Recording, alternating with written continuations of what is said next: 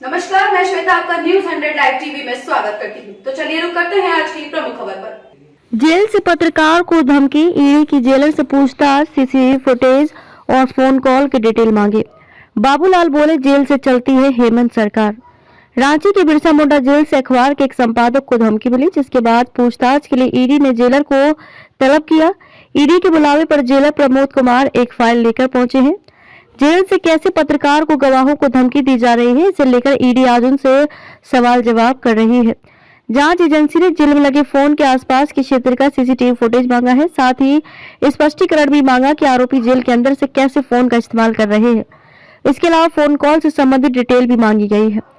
संपादक को धमकी शराब घोटाले में जेल में बंद योगेंद्र तिवारी के नाम पर दी गई थी। अपराधी को जेल के टेलीफोन बूथ का बार बार उपयोग करने आदि के मामले में ईडी पूछताछ कर रही है।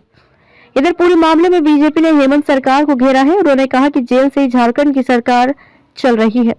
झारखंड के एक दैनिक अखबार के संपादक को फोन कर खबर छापने को लेकर धमकी दी गई थी।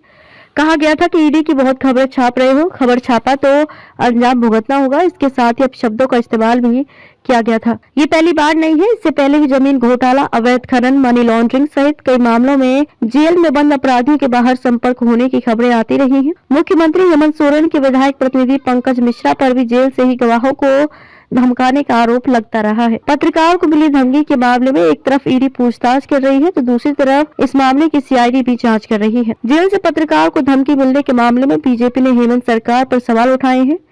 बीजेपी नेता बाबूलाल ने कहा कि जेल से भी अपराधियों की इतनी हिम्मत है कि संपादक को धमकी दे रहे हैं।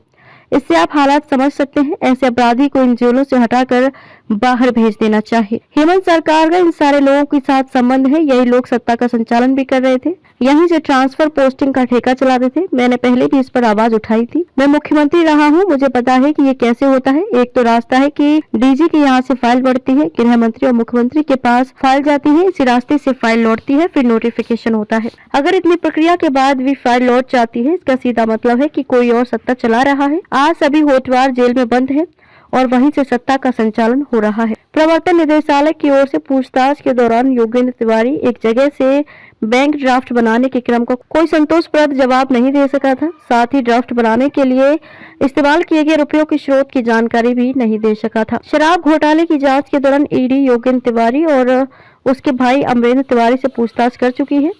ईडी ने शराब कारोबार से जुड़े 50 से अधिक लोगों से पूछताछ और मिले साक्ष्य के आधार पर योगेंद्र तिवारी को गिरफ्तार किया था। खबरों में अब तक के लिए बस इतना ही। फिर होगी आपसे मुलाकात ऐसी किसी बड़ी खबर के साथ। तब तक के लिए नमस्कार और देखते रहिए न्यूज 100 लाइव टीवी।